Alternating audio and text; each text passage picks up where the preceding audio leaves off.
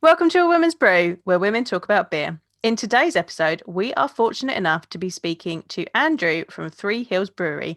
He's going to tell us about their story and the journey they've been going through to open up a new location on the Bermondsey Beer Mile during these COVID times. I'm Joanne, and this is Tori. Yo! And we're two beer-loving women on a mission to get more people drinking and talking about great beer. Come join us.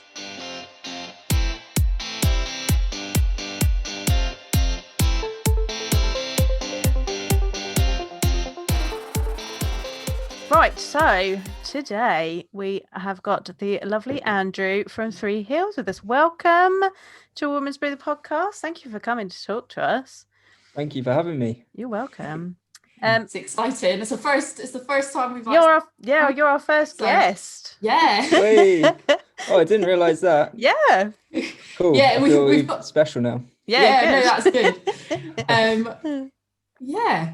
So I see you've got a beer open. What have you got? And I think we're going to crack ours as well. So I've got a Hadron from our Legacy range, which is pretty much like our core range. Okay. So it's a pale with Citra and Mosaic.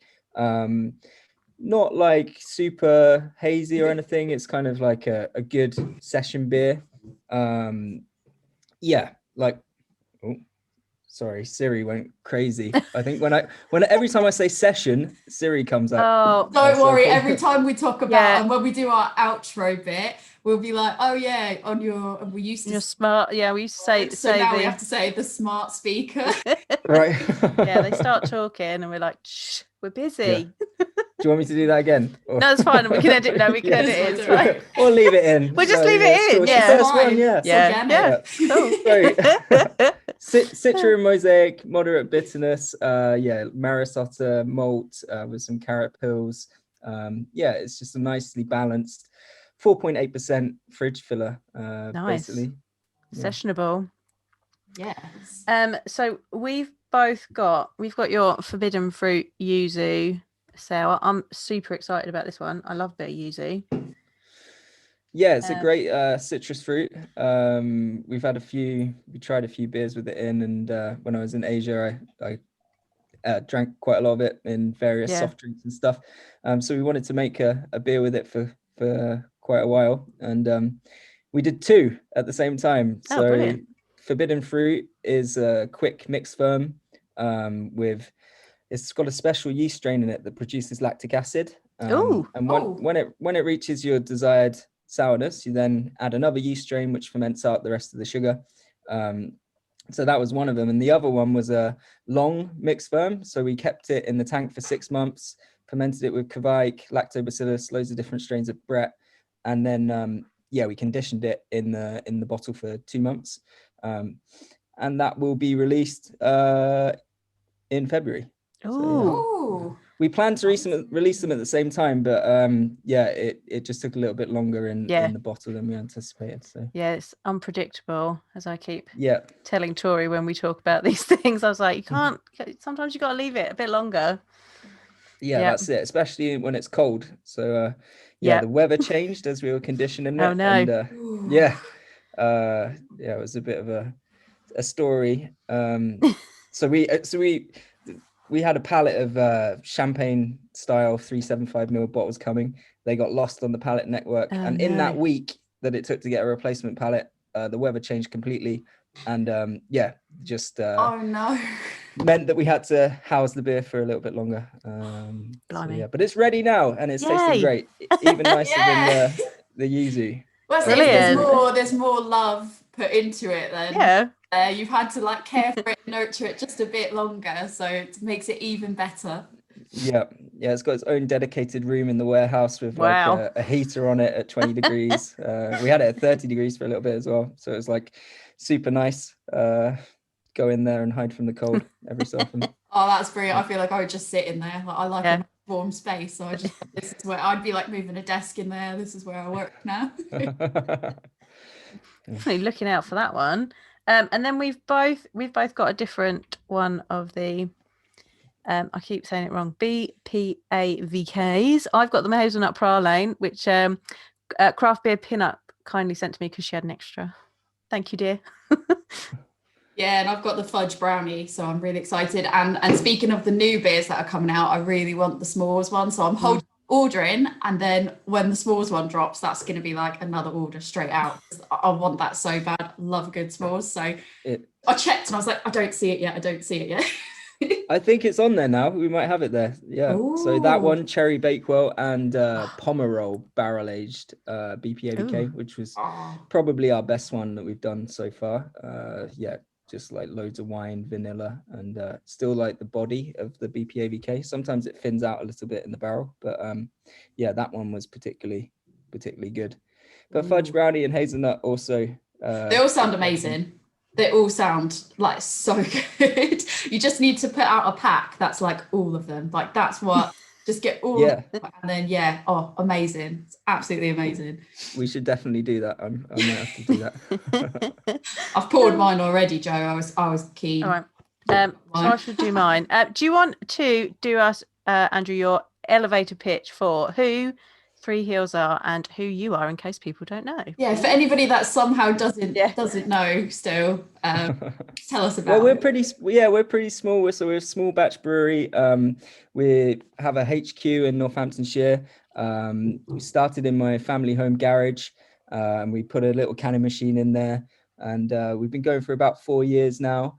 We do all different kinds of styles: pale stouts, big dippers, imperial stouts, barrel aged stuff, as I just mentioned. Yeah, all kinds of stuff. We're now a team of 4. Head brewer Steve. We've got a lead brewer in our new site in Bermondsey. And then we have a guy on dispatch and another assistant brewer as well. Yeah, we just we like making new beers all the time.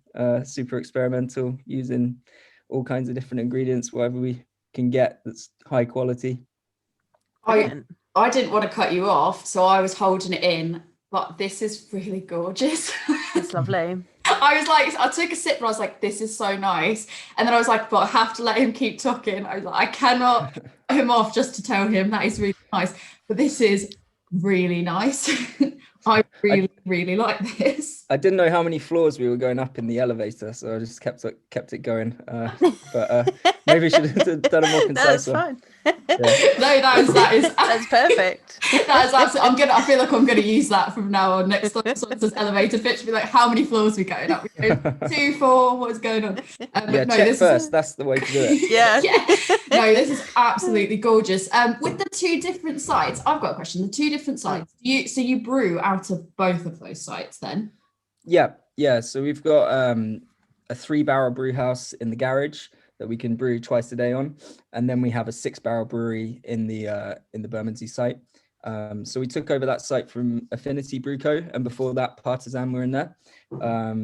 So it came with the brew house and about 4 fermenters, and we've since added a few more. So yeah, we can brew a fair bit of beer out of the both sites combined. The fact that you said you're a 4-man team and you can brew that much, that is like, I think that's 5 now. We're 5. You're 5 now. Yeah. But for that, 2 sites, 5 people, and that much brewing, that's impressive. So well done. Thanks. Yeah, when we were doing just the garage, we were brewing sometimes 7 days a week, up to 3 times a day. So mashing in at like 5, 6, and then we'd finish about 6, but do little shifts and stuff. So it wasn't too bad, but it was pretty hardcore. It's a bit nicer now we've got both sites, because we can brew some of the harder beers in Bermondsey, and then bring them back to the garage to be canned. So yeah, BPAVK being one of those beers, because it's that one we used to have to boil the wort for like 5 hours to get the right starting gravity to make a 10% beer, but now we can do it in a much bigger volume in Bermondsey. So it's taken a bit of pressure off, and added some pressures in some other ways, but we'll get to that later. So I think that kind of leads us quite nicely onto. So you've opened the Outpost in the Bermondsey Beer Mile in London, and you did that during COVID. How was that? Yeah, it was an interesting. It's been interesting. Total chaos for a little period. But yeah, so after the first lockdown, we did pretty well because we just kept on supplying our normal trade customers, and because other breweries were closed, they were buying more from us. So we did pretty well out of the first lockdown.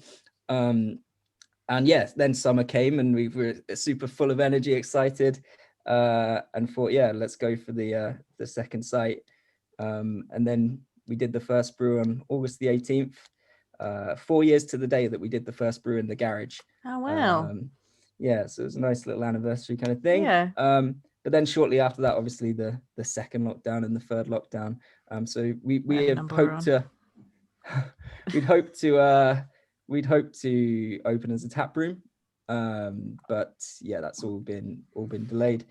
But it has caused us, or forced us, to be creative. So we're starting a little pizza project. So Johnny, lead brewer, has been making pizza for ages. So we've got a little pizza oven, and yeah, we're gonna start doing some delivery stuff. And when the tap room does finally open, we'll have pizzas and 20 taps. So wow, yeah. That's impressive. Yeah, that's fun. I mean, the beer mile was already, so I did the beer mile back in August-ish time, I think it was. I mean, it was still very different. It was an interesting time to try to do it because obviously you can have less people in, and I mean, you can have up to 6 different people go, but it was definitely probably not the full authentic experience. But I think coming back after everything that we've gone, all the 3 lockdowns in a bit, that's going to be a really impressive place to go back to, and just in a great location. So that sounds great. Are you going to make pizza dough using beer? We might give it a shot. Yeah, we are hoping to do like a sourdough pizza base. My sister-in-law makes sourdough. She worked for a good sourdough bakery, so we're hoping to like get a bit of her knowledge. And yeah, but maybe with some of the mixed firm yeast, we can do something cool. But yeah, it's going to be good when it reopens. It was, even in the summer, it was still pretty busy. So yeah, looking forward to being able to open. But in the meantime, what we've been doing is just brewing the beers there and putting it in a tank in the back of the van, and then driving all the way back to Northamptonshire, and then canning it through our canning machine that we upgraded during the first lockdown. We put that order in as well. Yeah. So not only did we get a new site, we got a whole new canning machine, which took a little bit of getting used to. Yeah. Dialing in and stuff. Yeah. So, but it's really good now. Yeah, it's a super good machine, really low levels of DO, and it's made our beers even better than they were before. And that wouldn't have been possible actually without the COVID situation. The government bounce back loan, we got one of those, and that went towards the machine. So a small kind of positive that we could invest in that. Yeah, which has made our quality better, and hopefully keeps us on the right trajectory. Yeah, that's really good. Yeah. So much at the minute, because we often talk about how it's so important right now that we support our independent brewers and bottle shops, because everybody's struggling. So that's really good that the government bounce back loan has been so positive for you guys. That's really good to hear. Yeah. I mean, without that, we wouldn't have been able to do a lot of the stuff that we've done. So I think we were on the cusp of expanding for a little while, and then yeah, just these just made sense. But yeah, it's definitely challenging now. We've got a lot more beer to sell, but we've got some really good distributors that we work with. Yeah, the whole European thing is not helped. Yeah, how's that going for you? It's completely pretty much dried up for the time being. Yeah, so were you doing a lot of regular exporting, into Europe? I don't know, like volume wise, were you doing a lot into Europe, and now that's obviously been a big problem, or was it smaller amounts that now have just stopped? I don't know volume wise what it was. Yeah, it was probably about 40% of what we were doing was going to Europe. Last year, and then but the online shop, we've launched the online shop now, so that's kind of like definitely helped the direct sales, and that's allowed us actually to be a bit more competitive with our trade prices. So we've dropped our trade prices so that we've taken that bit from the direct sales, and hopefully we can sell a little bit more in the UK. We've also had some really interesting inquiries recently from like Thailand, Kazakhstan, Russia, and China as well. So wow. My question though with Russia, do they like the stout and go? Yeah, they're like, what is this? Right. What's that? yeah. What does this say? Can you translate? I don't understand. Yeah, so actually we meant to spell black in Cyrillic on the front of it, but we misspelt it in Cyrillic, and it reads BPAVK, which is why we came up with the acronym Baltic Provenance and Vagabond, not Vagabond, that's Brewdog, and Village Knowledge. That's what we came up with. There's also actually a Three Hills in Russia. Oh, really? Yeah, we were kind of like waiting for some kind of trademark dispute. But yeah, they just kind of randomly got in contact, and I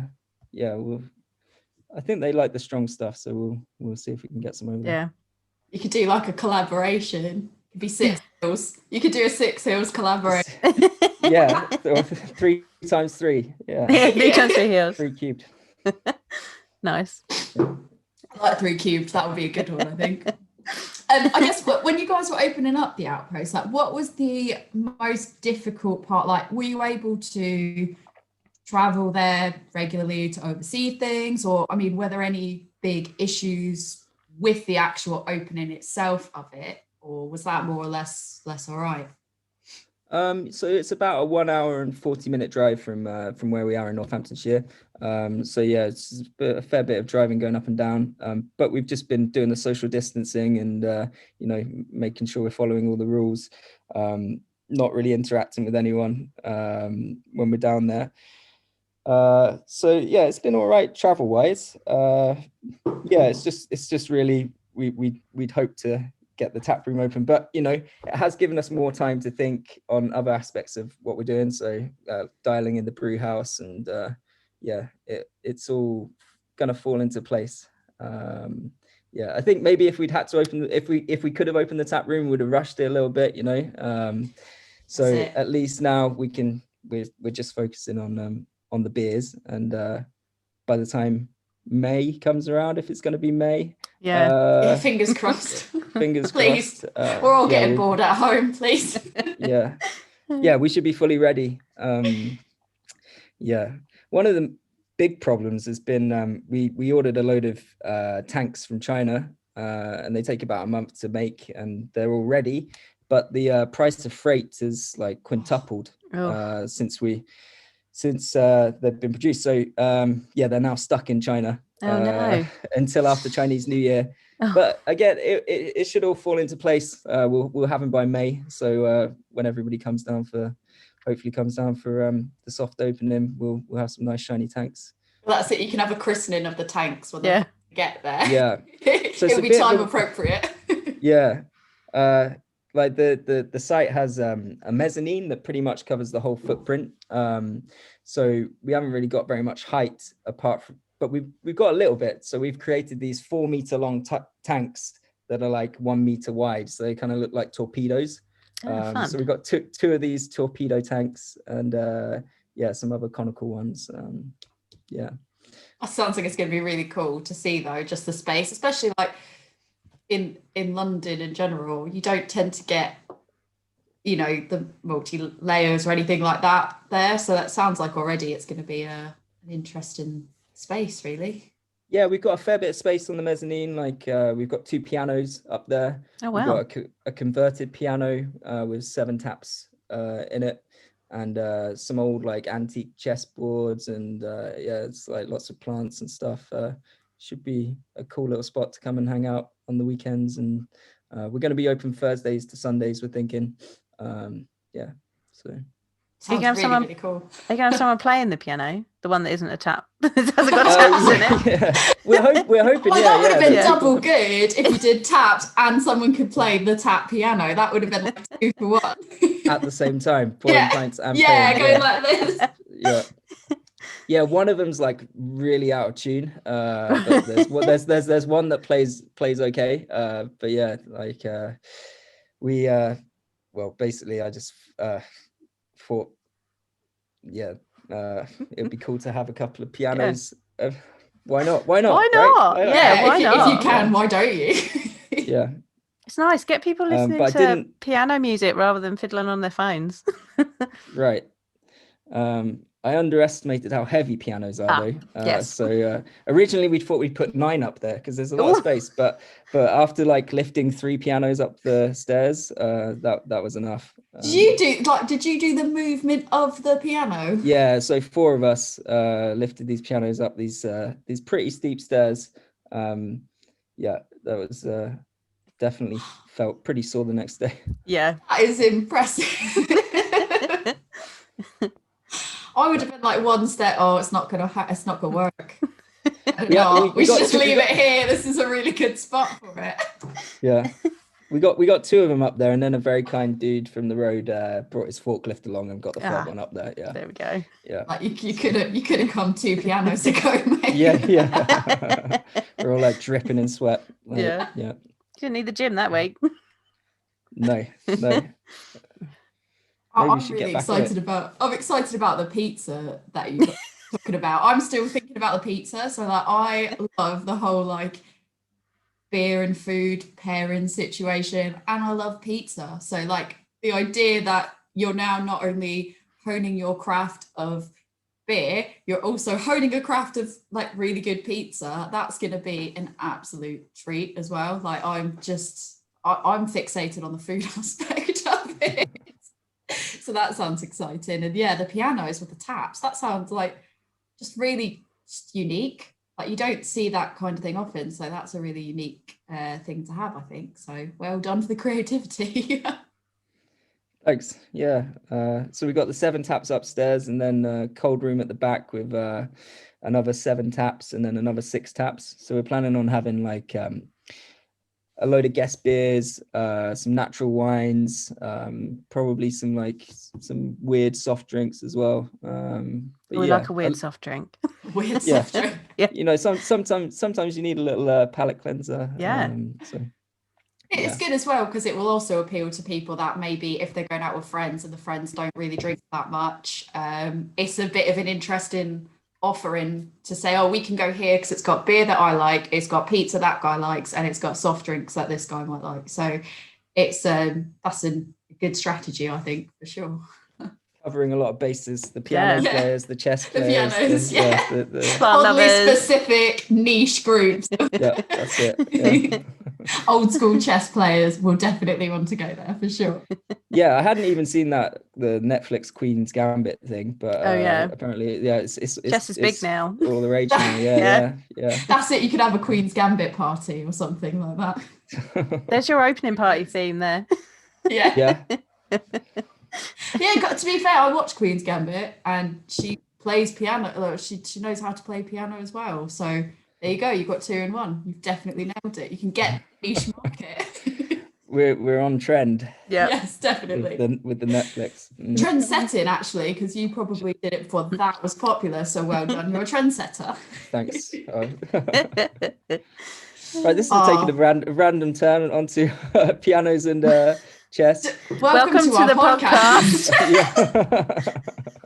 Right, back on. I'm gonna crack open. Are you gonna open the next one? Oh yeah, because that was lovely. For anybody this is delicious. That wants that, I would say for people that aren't even into sours or they don't think they like sours, it's a really good entry level sour that is also really well done for people that already know they like sours. Yeah. It really covers all bases in my opinion. So that was a good one. Yeah, we didn't go too sour with the forbidden fruit yuzu. So like you say, it's a nice like accessible one that lots of people can try. But the sister one, the spirit of nature, that's a little bit more complex and got a few more bits going on. That's got my name on it. Yeah. That's got my name on it all 100%. Over it. This is delicious. It's so clean and refreshing. I really love it. Excited. This is really nice as well. I'm gonna just go out there. This is also really, really nice. I feel like that's not the most technical description that I could give it. It's got a lot of I'm getting a lot of like nuttiness in it as well. It's like chocolate and some nuttiness, and I really like that. It's really the lingering taste that sits there is really good. Because there's a lot of stouts that you sort of get and it will say it's chocolate and it will be like bittersweet cacao chocolate. And this one isn't like a bittersweet chocolate, which is really quite nice. Because I like bittersweet chocolate, but sometimes I find that the bitterness can kind of overpower the chocolate. And this has like a really nice amount of chocolate in it. So it's appealing to my sweet tooth right now. Yeah, it's a nice balance. We've got like a milk chocolatey kind of vibe going on. And then, like you say, it can be a little bit astringent when you use a lot of chocolate malt, but this one's got a nice smoothness to it. And we just used some loads of caramel as well. Oh yeah, I did get that like the caramelized sort of notes to it. It is good. How's yours, John? It's so I've got the hazelnut praline. It's a touch smoky and I love it. It's so complex, and those flavors, they're in the aroma, they're in the like sometimes you get with some beers you get the aroma and you're like, oh, so good, and then you drink it and you're like, oh, it's not quite followed through. Like this completely follows through. You've done an amazing job with this. It's gorgeous. Yeah, I was going to say you nailed that description of when it smells nice, and then you take a sip and you go, oh, that doesn't fully live up to the aroma. That's right, but it doesn't live up to the smell. No, it's all in there. It's lovely. That was the first imperial stout we brewed at the outpost. So dialing it in a little bit. The smokiness, I kind of think that goes nice with the nuts and the chocolate adds another dimension. We've got a few barrels aging down there as well, which I think it might have been the same batch. We put some into the barrels. Nice. So, that should be good. Watching out for that then. Yes, definitely. So we thought it would be fun to see how well you know your own beer. So we read you some descriptions and see if you can name what beer they are, because we thought that's going to be fun just to see how well you know your own stuff. Right, okay. Are these ones you've written or ones I've written? No, I've taken it off Untapped, so it's just okay, right. Yep. They're all nice ones, or well, I don't know. I've not had all of them, so we'll have to see which ones are. I don't know. You can tell us that I'm assuming they're all nice because they're nice. Right. Cool. Joe, do you want to pick the first one to read? Yeah, let's do this one over here. So this IPA is dry hopped with Mosaic and Citra for extra juicy flavour and aroma. And did we mention it's gluten-free? Little White Dove. well done. We need like a ding ding ding sound effect. I'll get a sound effect and add it on.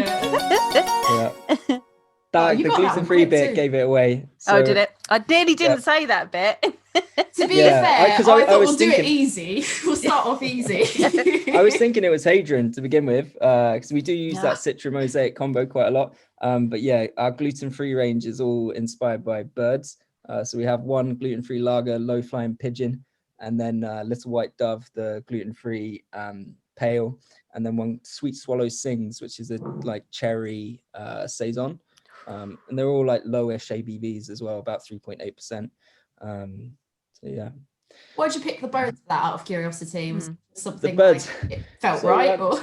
It felt right, I was just sitting in the garden and there was a low flying pigeon, and we were like, oh, that's a pretty good name for a beer. And then just kind of a lot of the names start like that. We think of one good idea and then or one random idea and then go with it. So I think I've got a list of about 20 different random bird names. So if we ever want to expand, if we want to expand the gluten-free range, we've got plenty. Perfect. Cool. The avian series. And then we work with a really good design agency in London, Studio Creme. and he kind of like the artwork is like a blurred out dove, and they all have the blurred out bird. So yeah, pretty cool. That's fun.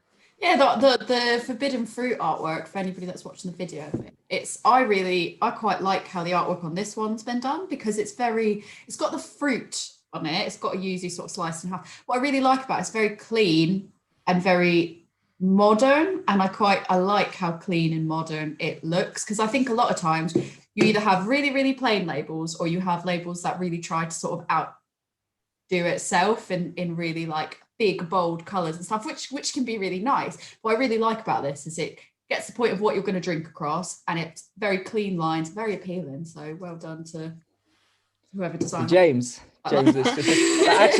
Actually we that one we came up with like super quick. It was so the Spirit of Nature, we commissioned a really nice artist to draw trees of the fruits that we use. So the yuzu one's a yuzu tree, and we've got 8 other trees that we're going to release. So then we thought, because they're like a pair, and this one's the more modern kind of take on the mixed ferm style, thought what would be cool, and just a picture of the fruit. I think it works quite nicely with the two together as well, the nice like more traditional style and the modern fruit. Yeah, I think definitely. It shows what you're going to drink as well. Like, it's a very clean, lots of yuzu drink, and then like I feel that that's what that picture is telling me. And we were having a conversation recently about how sometimes like there's breweries we haven't necessarily drunk a lot of, because when we look at the label, it doesn't inspire us to what we're going to drink, and like that's what you're drinking is this very clean, just yuzu, like that's what you're going to get. And I saw that and was like, I want to drink that. It's perfect. Good. Right. Are you ready for a second? Are you ready for a second description? Round 2. I'm ready. Round 2. Here we go. Right. Okay. Spicy rye, German specialty malts, and English-based malts, and combined to provide a solid malt backbone, balancing herbal, willamette, and subtly fruity, spicy Ella. Sorry, somebody who wrote the description on Untapped copied a line twice. Completely, I was like, that's not right. Anyways. So I think that one is Sekhmet. Is that correct? Yeah. Well done. Ding, ding, ding. Well That's nice. 2 out of 2. Yeah. So that's part of our legacy range as well. Like they were the first beers that we brewed. Hadrian, the pale, and Sekhmet, the rye amber. And then we also have Anglian. Yeah, that one, Anglian, was beer of the week in the Daily Star this week. Oh, wow. Congratulations. Yeah. Thanks very much. Yeah, I was surprised. Yeah, but it's that one's a nice black IPA. Yeah. I think black IPAs are sort of really coming on trend again. I think they were on trend, and then that makes me happy. Away for a bit, and now they've come back, and like every time I see one come out now, I'm like, yeah, have to have that, or like a black, there's a black sour, got that one. I was like, need to have some of that in my life. So yeah, it's I want to try that one now. Yeah, it used to be my favorite style, the black IPA. And yeah, you didn't see a lot of them for quite some time, but now they do seem to be making a comeback. I just realized that says porter on the can. So technically a porter. We kind of blurring the lines between black IPA, stout, and porter. That's fine. These little boxes we put all these beers into. We're experimental. Yeah.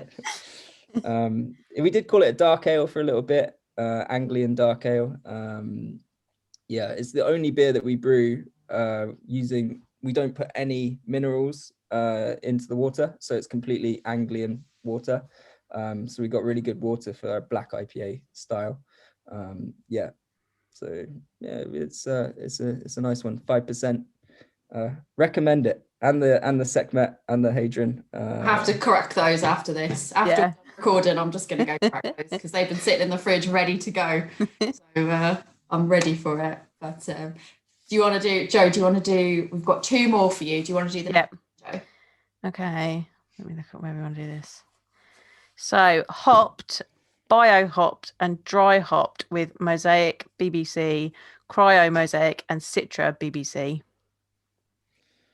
Ooh, so that could be either In Pursuit or of Juice, and I need to remember which edition it is, because we do like 8 different ones and we've done them 2 years. What were the hops? Cryo, Citra? Mosaic. It was Mosaic BBC, Cryo Mosaic, and Citra BBC. Ooh. See, we're getting more difficult now. Oh yeah. Yeah, this is really difficult. I'm gonna get this wrong, but I'm gonna say number 5. Juice. Oh, so close. In Pursuit number 1. In Pursuit number 1. I should Pursuit remember number that one. The first one we ever did. Yeah. We've done that series, our flagship Haze series, twice now. So we're just on number 7. And then number 8 is the last one. Mhm. And then we think we're just going to make it a yearly release, like redesign the label and choose the best bits of all 8 and combine them, and then go from there. Oh, that'd be fun. Yeah, that would be fun for sure. That's interesting. So one that we have to just keep checking back on. So that is going to be good. And then the last one, which is going to lead us to the next bit as well, but I'm not going to, that's giving you a hint. A marshmallow, chocolate and biscuit explosion of flavour against a rich, sweet and imperial stout base. And it is vegan. That's got to be the marshmallow s'more. Yeah. That's it is. Our latest release. In case the last one was too difficult for you, we threw you threw in an easy one. So 3 out of 4, not too bad. Yeah. Is that a pass? Do I pass? You were so close. Yeah. You were so close on that other one as well. So that's impressive, especially because it's all just like mostly ingredients. So well done. I like that you made it a little bit difficult for me. That's it. We need to keep you on your toes. We can't just let you have it just because you're the guest. Which I thought this would be really, it leads us into the next bit, which I thought would be a bit fun, which I don't know if anyone's done this. Basically, I found you guys were watching craft beer pinups live video, and I remember you talking about the BPAVK, and you've had to come up obviously with your own acronym for it because it turned out to be, as you said earlier. So I thought that we could pitch you some ideas for acronyms, and then Joanne's got some ideas for flavors to pitch you. So we've got some good pitches to give you. Do you want to hear the pitches that we've come up with? I would love to hear the pitches. I'm excited. I think I came up with the acronyms. Joanne came up with the flavors. Right. First one, I've got 4 for you. First one is big personality and very killer. And then in brackets, you can put taste because it's very good. A big personality. And it's a very killer taste. So that's a good one. Yeah. Then I've got best practices are very key. And then in brackets, in making beer. Yeah. Then I've got be prepared and voraciously keg. But obviously, kegging's probably not a great preparation, so you probably don't want that one right now. But there wasn't anything for bottles that started with K. So once the pandemic's over and we can go back out again, that's one to consider, I think. And then the last one I've got for you is born professionals and virtually killing, and then in brackets, the game. Those are my nice. Born professionals and virtually killing the game. I like that one. Yeah. I'm definitely not going into marketing anytime soon, but I've got those pitches. And then Joanne, you had some flavors you wanted to pitch. Yeah, so I came up with 2. I would like a raspberry and dark chocolate one, please. It's on the list now. Perfect. And I wanted a smoked one, but this one is like the hazelnut praline is nice and smoky. Yeah, we do like to use a bit of smoked malt every now and then, so we could definitely bit more smoked malt, please. That would be lovely. Yeah. How smoky should we go? Like peated and smoke? Maybe. Let's combine the 2. Yeah. We've done a couple of like Rauch beers. Are you into Yeah. Let's go down that road. Sekhmet. I like that. Let's go down that road. Yes. You want to go down that road? Yeah, let's go down there. So Sekhmet, the rye IPA, that's been through like a load of different recipe changes, and we used to put like beetroot powder in there to make it more red, and then also like beech smoked malt. But that probably was worst selling beer. But it tasted great. It's just a real hard sell. Like there's not loads of people out there that are into like Rauch beers, but I'll buy them. I'll just. Well, I was going to say it's because Joanne didn't know about it. We're making it happen. We're making it happen now. Yeah, maybe we should bring it back. The Beetroots Rauch segment. We were going to do it. Bamberg?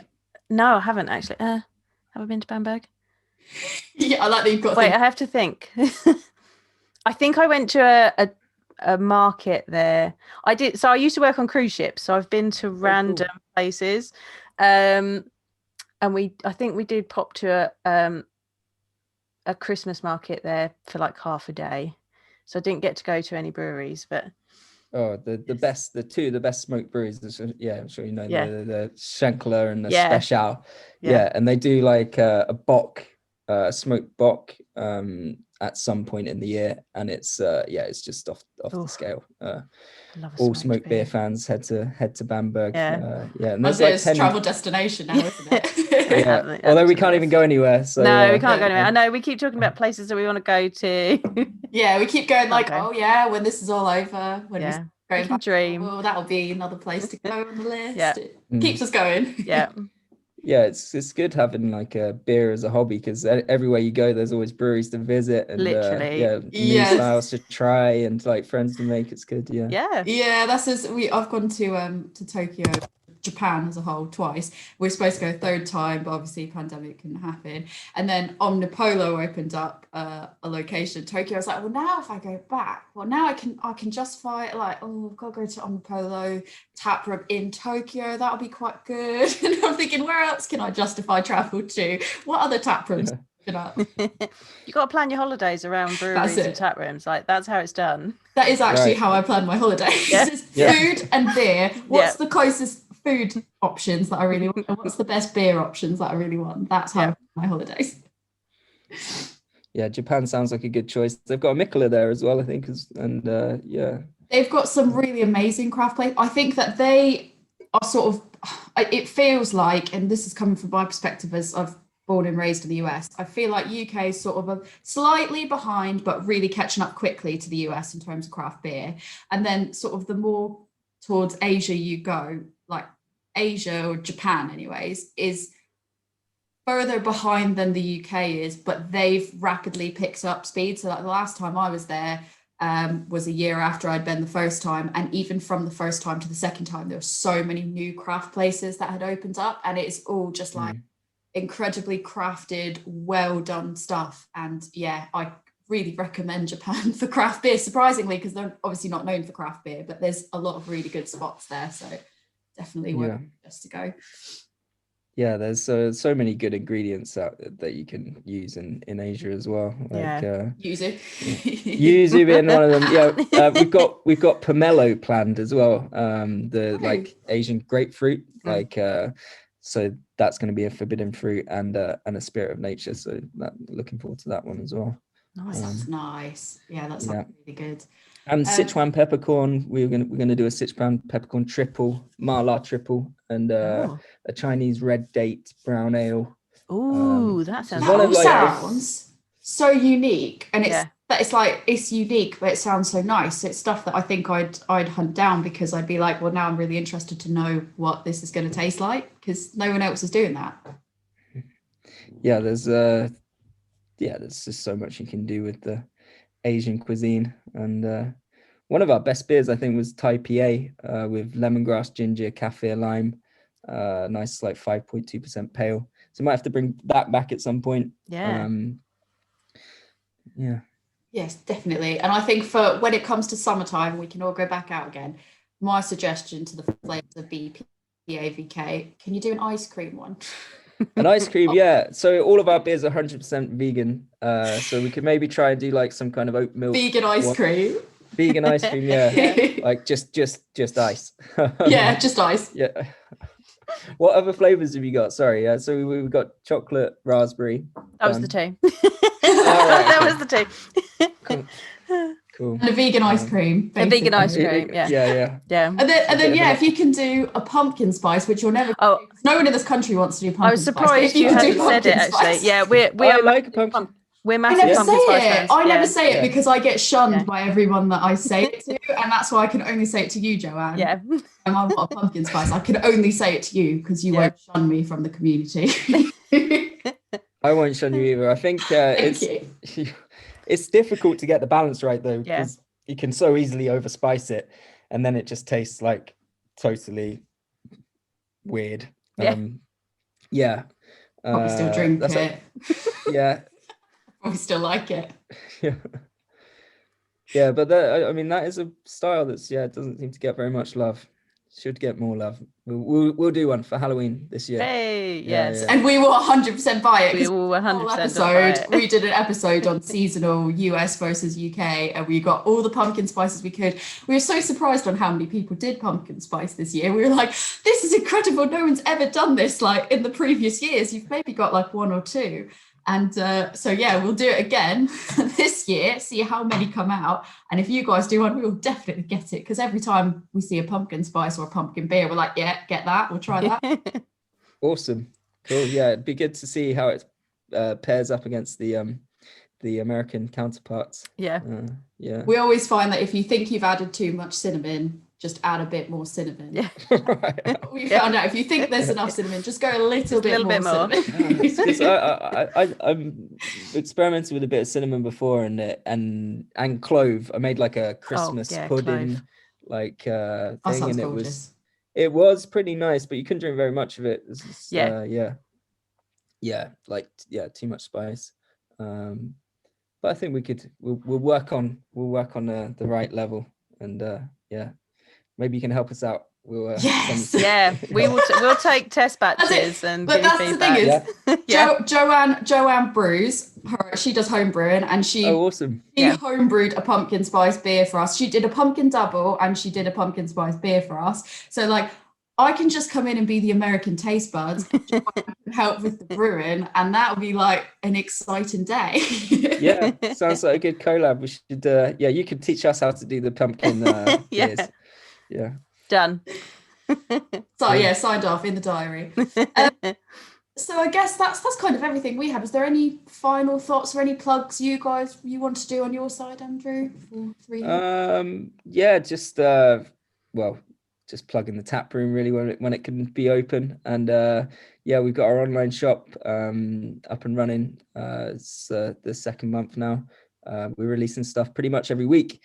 So we've got some cool beers coming out next week. A lockdown lager, a lockdown IPA, a lockdown pale. Nice. So real like good solid beers. Yeah. I'm just gonna say that. Buy some good solid beers from the website, www.threehillsbrewing.com/beers. We will put the link in the show notes for everybody. Yeah, we'll put the link in there. and consider that like the smallest one you're saying is out. Consider that in order. It's in order for that. That's exciting. And I want to try these other sours that you've got going on. We'll keep you posted when they're ready. Brilliant. Yeah. Brilliant.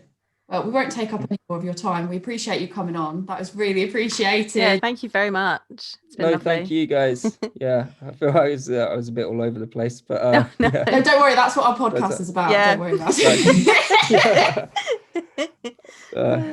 it. Cool. But I didn't realize you were a home brewer. What are you brewing at the moment? Did you hear that Oscar? Be prepared for this. This is her fault. So, did you hear that Oscar Blues has done a mustard beer? No, I didn't. Right. So, Oscar Blues did this collaboration with French's Mustard, and they created this. It's mustard not as bad as it sounds. Sounds pretty wild. Right. So, and this one was just like, oh my god, I want to try it, and she couldn't find it anywhere, so she hasn't been able to try it. But Pellicle magazine picked it up and created a homebrew recipe for it. So I was just like, do you want me to brew this for you? So last week I brewed it, and it was just Maris Otter and wheat, and then Galena hops. So it's just kind of a standard wheat beer base with a lemon and lime hop in it. And then today I had to add a mustard syrup. And then it's got passion fruit, lemon, lime, and tangerine juice in it, and then the peel is in like dry hopping in it as we speak. And do you get the mustard coming through, or? So I think the thing is, it's not supposed to be because I feel like I have to justify why I wanted her to make this. Try it, and everyone's like, "That sounds disgusting," and I was like, "Whoa! If you read the description of it that they put out, it's not meant to taste like mustard. It's meant to take on the spices of the mustard and pair really well with barbecue food, and I love barbecue food, so."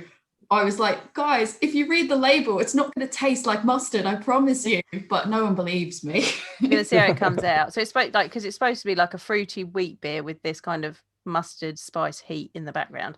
I think when I could see that. Yeah, because that kind of I can see how it pairs together. And I think when Oscar Blues did it, they put like mustard seeds in it. So we'll see how this turns out. The mustard did not smell. It did not look pleasant when I was in there today. I was like, so you go for like straight up Frenches. Yep. Yeah. And then, dilute that in water and then boiled it to sanitize it and then cooled it and chucked it in. That sat in my living room. I was just when she volunteered it, I didn't even. She was like, "Do you want to see?" I mean, it might. She volunteered it. I was like, "Well, if you're going to offer, yeah." We're going to see how it turns out. My kit only makes like 6 to 9 pints, and there's quite with the mustard and stuff in it. I think there's going to be quite a bit at the bottom, so I reckon I might get 6 to 7 pints out of it. So if it's a total disaster, it doesn't matter, does it? No, but it takes the same amount of time to brew that. But yeah, exactly. The same amount of time as making a big one. Like it still took me 4 hours last week to brew it, and then another like hour and a bit today putting the bits in it. So same amount of cleaning as well. Interesting. Yeah. I'm excited to try it. Yeah. Do you have an Instagram as well where you post the homebrew stuff? Yeah, it's on. Cool. So it's on it's on Love Beer Learning, and I put it on a woman's brew as well. Those are my two accounts. So cool. If you go to Love Beer Learning, me adding all the extra ingredients is in my stories today. So yeah, me there cleaning peel because you don't want the peel on it. You just always impress me every time. So I've got the kit. So I got kit to brew because a friend realized they weren't very good at doing it, didn't want to do it. They tried brewing a cider and they gave up. So they were like, "You've talked about wanting to brew. Do you want a kit?" I was like, "Yeah, okay." But I still haven't done it because I'm so nervous about trying it without like having someone there to show me what I'm doing. I'm gonna have to like talk her through it. I just live vicariously through Joanne because I'm like, I like, oh my God, if I try to do it on my own, I'll absolutely cock it up. I can't do that. So it's just 2 big pots and a sieve. You can't cock it up too much. Like you might, yeah, and everyone says kind the of have first to one's like shit, but I'm like, you have to kind of cock it up a couple of times just to like know what the good stuff is, right? Like or how to do it.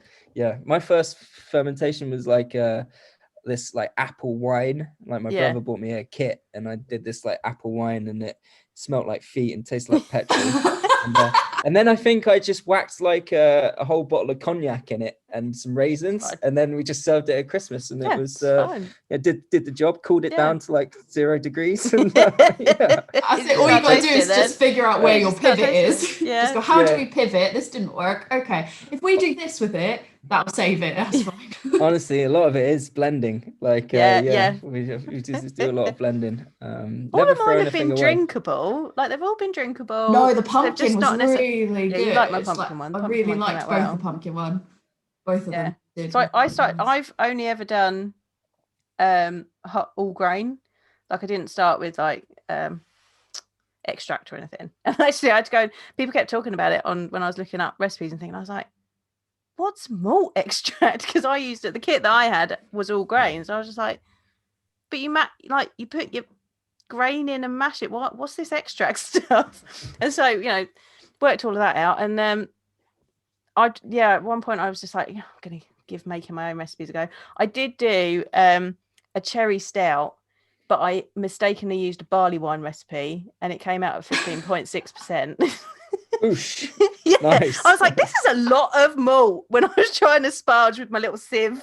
It's a little bit You need messy. a crane to pick that up. Right, yeah, I was just like, that's a lot. This is a lot of malt. I see what I did there. But it's sort of like I had to leave it for 18 months. It's tasting pretty good now. Oh, awesome. That sounds amazing. Yeah. That's the thing, like age and time, like that really does like solve loads of problems if you got space. So if we make something we're not totally happy with, we just bang it in a barrel and forget about it. Leave it for a bit. Wait for it. Leave it a bit. It'll be fine. Yeah. Normally it's not too bad. But Honestly, if you guys were pumpkin spice, I'd be so happy. That would make my life. He's a little bit obsessed. I love it. It's only because it's so difficult to get over here, because it's like a dirty word. So it's like when somebody makes it, even when it doesn't taste like pumpkin spice, I'm like, I'm happy. Someone tried. It's still good. Maybe we should brew it like totally out of season. Like, just take people by surprise. Yeah. Not when all the other ones are out there, because you're competing with all them then. Yeah. We just put ours in like, peak summer. Like double pumpkins. Yeah, here we are. Could be like, aren't you excited for next season? Get ready. And then they can age it as well. They don't have to do it straight away. It's just like we're preparing you 2 months in advance for. That's it. Yeah. Well, thanks, guys. Thank you. It's been no worries. Thank you so much for coming on. Really, really appreciate it. It's a lot of good conversation, I think. Yeah. Interesting stuff there. Some random stuff. We do. We totally go off on tangents. Really random. That's our fault. I was going to say, I apologise, because that's what we do. As we think of one, it starts feeling good. Yeah. No, it's cool. Yeah. I hope. I think. Thank you. So there you have it. That was our first ever interview with someone that isn't me and Tori. There's actual people listening and wanting to talk to us. It was very exciting. Big thank you to Andrew from Three Hills. That was a lovely discussion. We had a really lovely time, and the beers that we tried were absolutely delicious. Great day. We will be buying more, and we suggest that you all buy more as well. The link to their shop is in the show notes. Go buy some now. And get the hat, because it's a very good quality hat and it's very warm, and it literally, absolutely love it. Barely taken it off my head. It was so warm, I've only just taken it off now. So get some beers, get some merch. Question about the hat. Does it stay on your hair well? Because as a lady with long hair, I find that they slide up. No, it's lady friendly, lady approved. Tick, tick, tick. I shall be purchasing. If you're watching the video, the inside, it's like... Is it nice and stretchy? But on here, it's like a fabric. Nice. Fleecy material. Yeah, it's a fleecy material before it gets to the knitted part. I need to get one of those. It grips quite well. And really, you can wear it 2 different ways. So I had it on this side, which was like the logo. And on this side, it says Three Hills Brewing on it. So, yeah. And I like the pom-pom. I've wanted a pom-pom hat. So it's black with white embroidery and a big fat pom-pom on the top. And a big not watching the video. Pom-pom. I absolutely love it. And I regret nothing like this. I wear it all the time. No regrets.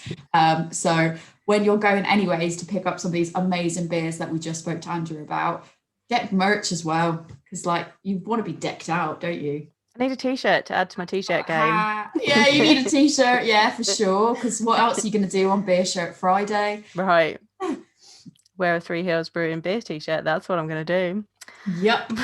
Right. On that note, Tori, if people want to, if other breweries or other people want to come and talk to us on the podcast, where can they get hold of you and tell you? So they can find me on Instagram at adventures_in_hoptimism. And I think I'm the same on the TikTokies now, because but I'm not saying that because I'm going to make videos, because I literally don't know what I'm doing. I just have that account to follow Joanne. But if you've got a TikTok account and you want me to follow you because you think you make interesting beer related content I might like, help me curate my perfect lane of videos. So let me know, and let us know if you want us to check out other breweries and speak to them. Joanne, where can people find you? If you want to come find me personally, I am at A Woman's Brew on Facebook, Instagram, and the Twitter. For my beer school, Love Beer Learning. And if you want to come and see me doing some home brewing, if you want to see my TikTokies, I am at Love Beer Learning on Facebook, Instagram, Twitter, the TikTokies. I have found craft beer TikTok. I'm very excited. I found it. Making it a thing. I am there. I'm talking to the Steam Machine Brewery. They're doing brilliant stuff. Go check them out on the TikTokies. We are also on Pinterest, and that is at Love Beer Learning. Or you can come to the website lovebeerlearning.co.uk, and you can email us here at the podcast and for my beer school at lovebeerlearning@gmail.com. So come and check us out, and come and check out my classes if you want to learn a bit more about beer. Come in the beer tent. I'm in the beer tent. Join the beer tent. All the cool kids are in the beer tent. Right, on that note, I'm going to go finish the rest of this. I'm going to finish these beers because they're incredible. Delicious. Yeah. So cheers, Joanne. Cheers.